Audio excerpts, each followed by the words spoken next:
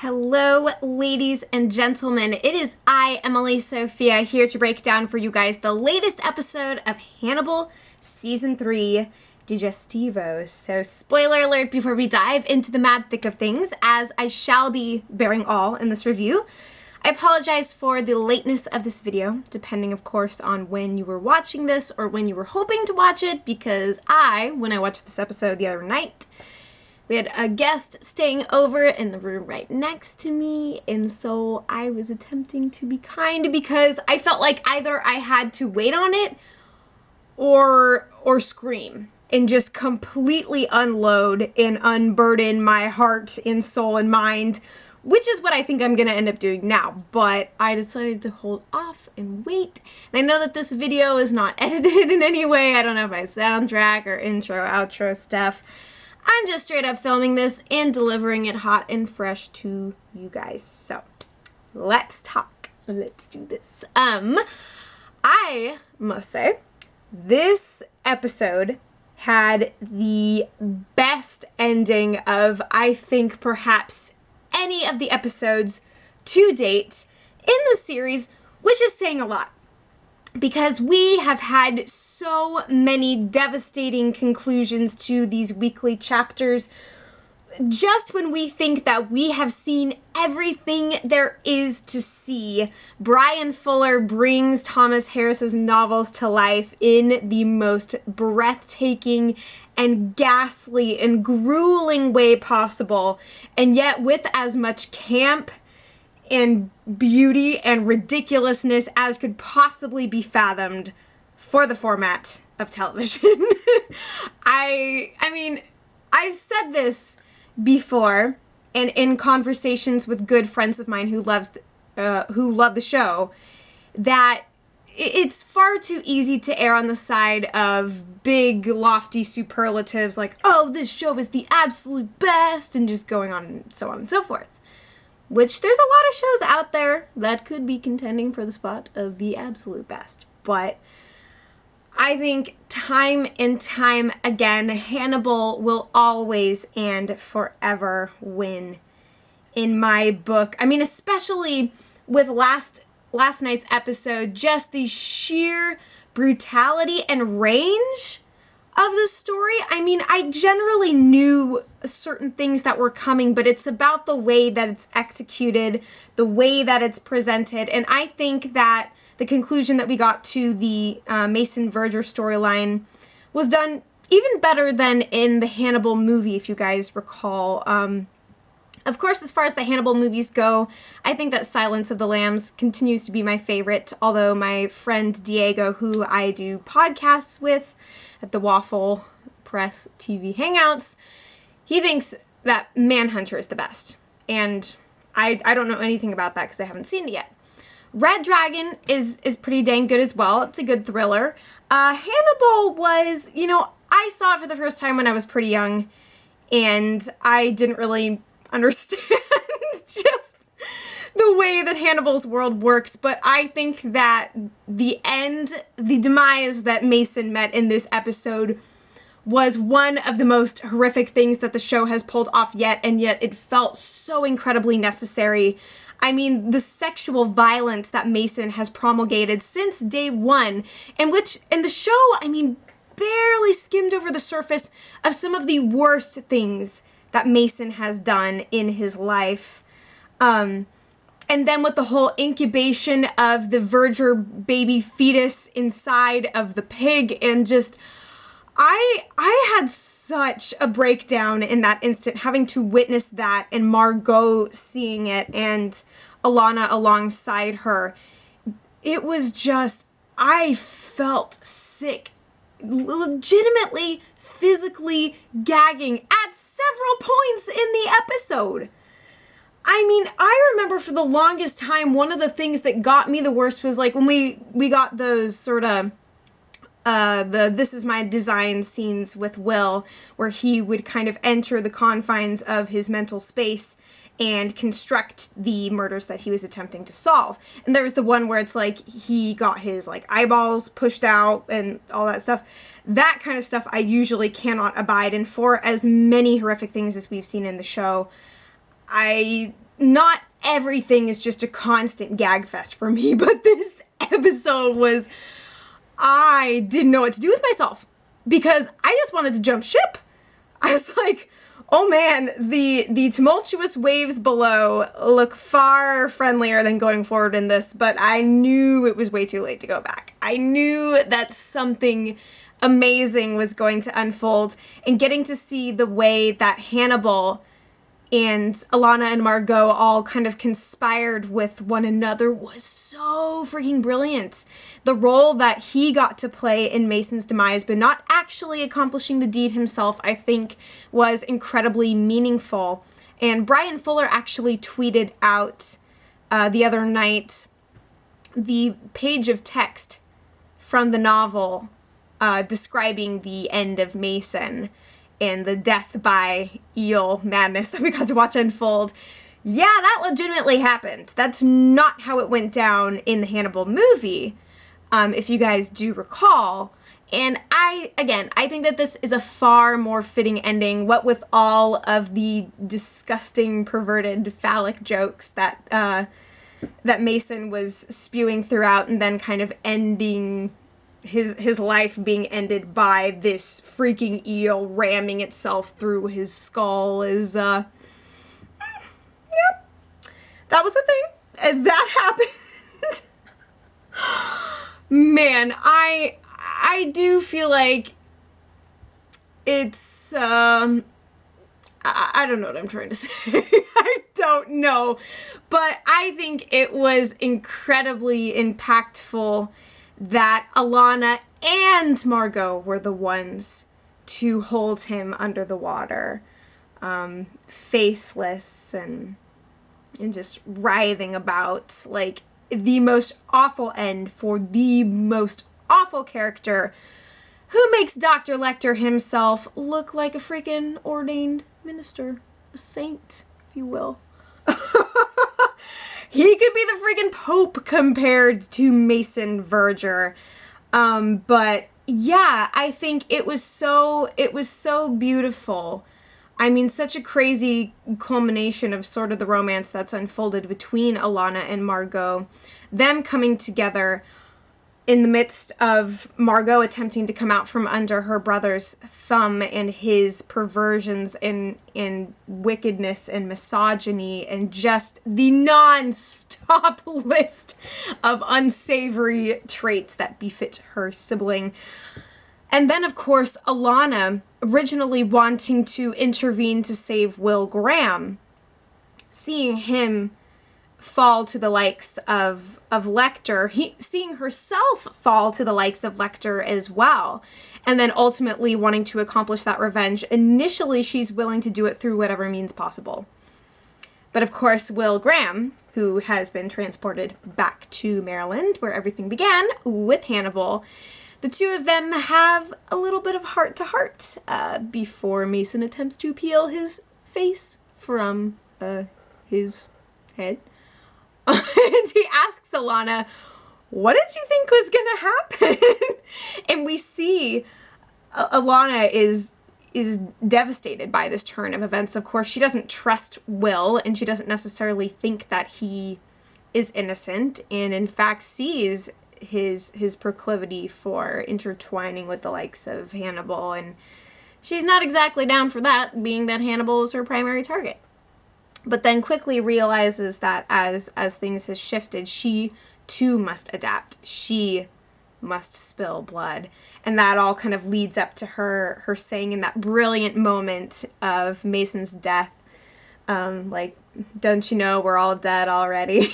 Like, oh, that was so freaking cool. I just loved that. Man, powerful moment after powerful moment. Beautifully shot scenes in the pig pen at the farm, where Hannibal has been stripped of all of his clothing and instructed by Cordell as to the way in which he is going to be systematically prepared for Mason's meals in the forthcoming months, bit by bit, torn apart. Prepared, of course, with great care in detail, something that Cordell seems to think Hannibal should appreciate. And then all of this transpiring, we see Alana and Margot come to him and ask him for help. And both Margot and Alana come to him in their own ways, getting to see the way that Hannibal instantly goes into like therapist mode while he is on his freaking knees with a giant brace around his neck, chains. Like, he is in the most vulnerable position and yet still possesses such an incredible amount of control and is as eager as ever to pull whatever string he possibly can. I mean, he's got a little bit of the Ultron thing going on in that there are no strings on him, but he is in fact the one who holds all the strings. Out of sight, of course, and maybe out of mind, until that critical moment that he's doing what he wants to do. So it's just so fascinating to see how all of these characters collide over the curious case of the masochistic and disgusting Mason Verger, who, oh man, just the dialogue that his character has gotten since the get-go, and in this season especially, is like, I find that it's difficult to laugh when you're cringing as much as you are at the sheer essence of Mason, but like when he and Margot are talking about her eggs and he was like, oh, I wasn't just gonna Humpty Dumpty them. It's like, oh my God, how do you exist? You can't. And he does no longer, which is of immense relief to me. I mean, truly, I don't think that I could have gone on for much longer with his character in play, but he certainly provides an interesting opportunity for Hannibal and Will to redefine the relationship once again, for Margot to at last advance and move beyond her brother's advances and to facilitate the destruction of his empire while erecting her own, getting to really embrace her identity without Mason's constant toying with her and attempting to break down her identity and to undermine everything about her. As to what's going to happen with Alana, of course, I think that she has certainly turned a new leaf, and she possesses a far greater amount of control than I think she ever had, realizing that she could never have understood Hannibal as he tells her in that moment when they are inches apart, and she is boring into him, knowing that she is about to facilitate his release and wondering, man, what kind of closure am I going to get out of releasing the madman who had me vicariously pushed out a window to my death? But I think that she finds a certain sense of peace in knowing that, you know what? There was no way, and there's no way to know precisely what the outcome of this is going to be. But at the same time, I think that she finds an understanding in herself that she is able to harness, and she is able to turn into the rage by which she and Margot, having witnessed the dead child and everything, just... It's time to begin anew.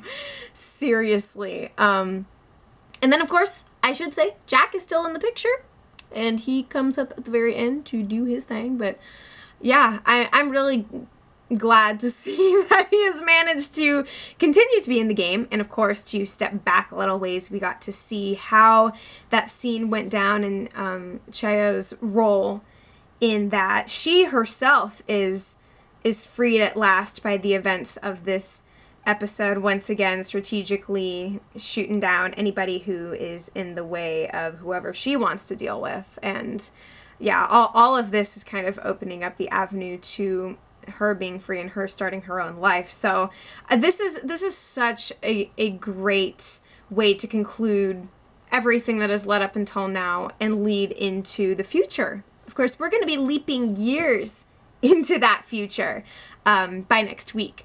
But I feel after the tumult and the craziness of this episode that had me like, I was at one point, I legitimately cried during the scene with the baby because it was so profoundly, incomprehensibly awful and dehumanizing that I was like, dude, this guy deserves everything that is coming his way and more. May the angels of hell greet him with a holy kiss of fire for the rest of eternity. Because, yeah. He has earned his stripes in hell, but yeah.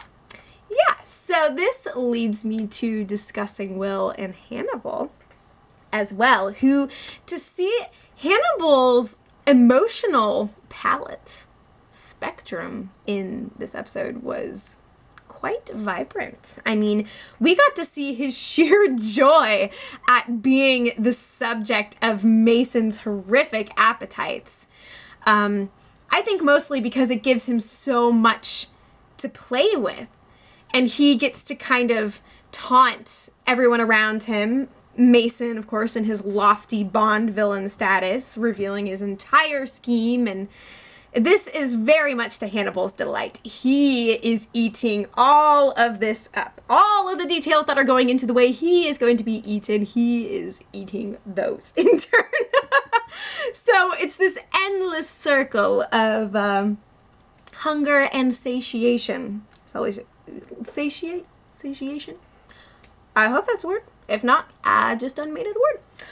Anyway, and then the look on his face when Will bites a freaking chunk of Cordell's cheek right off his face was just like, yes! Now that's my Will.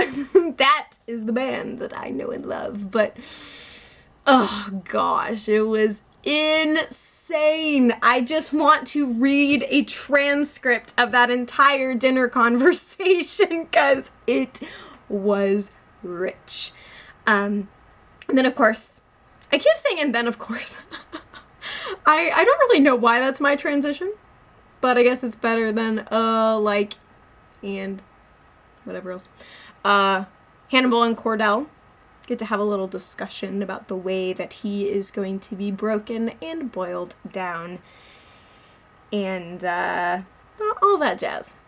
Hannibal continues to be so infinitely pleased with the situation. And you think, of course, from his perspective, what is he seeing to seize upon here? Other than the fact that Mason is giving him far too much time to sink his teeth into this. We don't get to see a lot of direct interaction between Will and Hannibal, of course, until the end of the episode, which, oh man, did that send me into hysterics last night. But, yeah, I also struggled a lot with the beginning of the surgery scene, because it's like, okay, I had seen the previews and I knew that Will was still going to have his face in the future unless he was able to find doctors far superior to the ones that Mason found after eating his face. But, so I knew he was still going to be in the game and looking relatively himself and handsome and all that. But nonetheless, you're just like, what exactly is going to happen here? It's just the question of how it's going to go down. And I felt the tension and the pacing was so relentless. And like, man, I am just mesmerized by the turnout. Feeling at once emotionally overpowered and so disgusted that my entire body just wanted to go into shock, just to self-preserve, like, okay, stop taking in what you are witnessing right now. It is not healthy for you. But I knew that we were going somewhere crazy. And getting to see Hannibal carrying Will out into the dark, snowy eve, as some people had, I think, tweeted about Like, sort of the way that a groom would carry a bride at the wedding. But man, was the romance off the charts in this episode. Like, finally, after Hannibal brings Will home, and so Will has this journal, of course, which, as Brian Fuller said, contained a series of formulas, like scientific formulas, attempting to answer the question of how to reverse time. Yes. So it is my understanding that Will, I don't know if he was the one writing in this or if it was Hannibal's thing and he had left it there, but he ends up taking it on his way out of Will's house.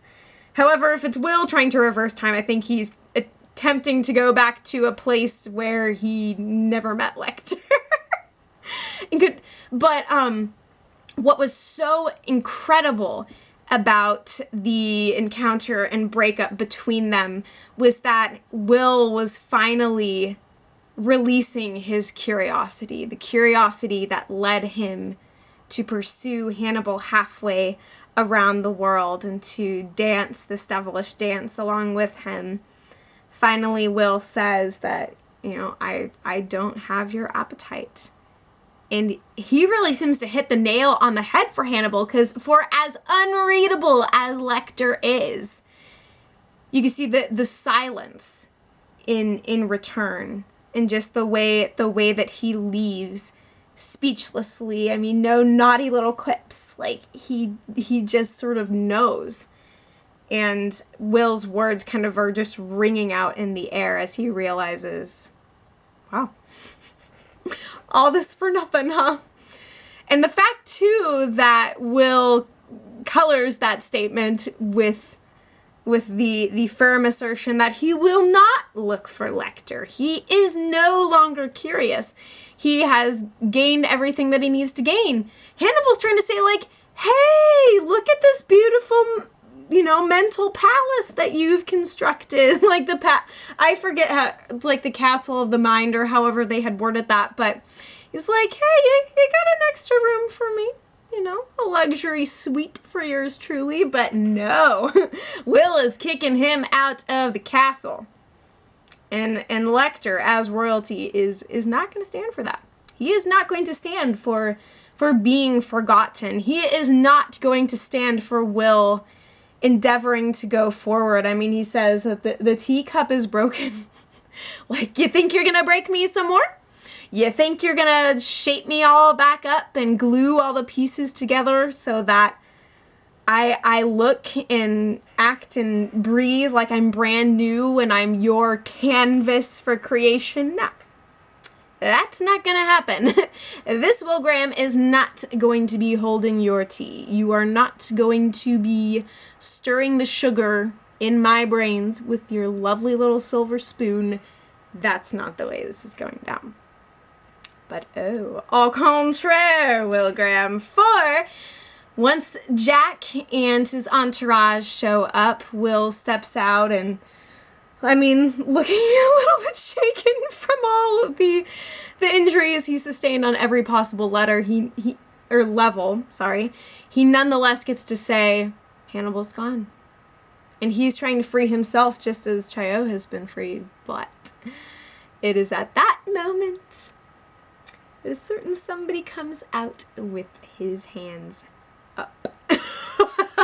All the freaking while making direct eye contact with Will and just like lasered penetration into his skull. This like, oh, you think that we're done here? Nah, sweetie. You're gonna know exactly where I am. You're going to seek me out because I am going to be in the picture. So rather than freeing himself to go and do as he pleases, he is not done. He is not done with the Will Grahamster. He's not done with Jack. He is not done with all of these friends that he has invested so much in. Hannibal is not the type to be left. He is not the type to be forgotten. So, whether that is love or malice or a little bit of both, just that symmetry between the two. Whatever it may be, I gotta say it's love. It is nothing less than that in my book.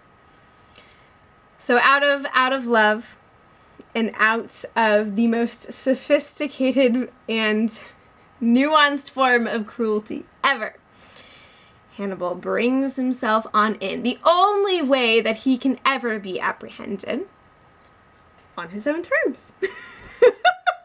So the magic continues. Red Dragon awaits. I'm excited as all get out. I don't know about you guys, but anyway, so this episode for me, one of my all-time favorites, again, because of the crazy romance factor with our 4 leading characters that we got to see, Margot, Alana, Will, and Hannibal. Incredibly well done, well wrought. I am insanely impressed and overwhelmed in a way that I don't even think I have been before. Yeah, there is much to celebrate about the level of horror that this show reaches and the ever lovely way that everything comes across. No matter how many times you're like, I can't deal with this. This is my threshold. No. That's when Hannibal comes out with his hands up and says, you got me. So thank you so much for watching my review. You guys are wonderful and the best. You can follow me on Twitter at mmightysophia, same as my YouTube channel. I will be doing live tweeting of Hannibal episodes 10 p.m. Pacific Standard Time, Saturday nights. So thank you guys so much. And as always, I will be back before you know it.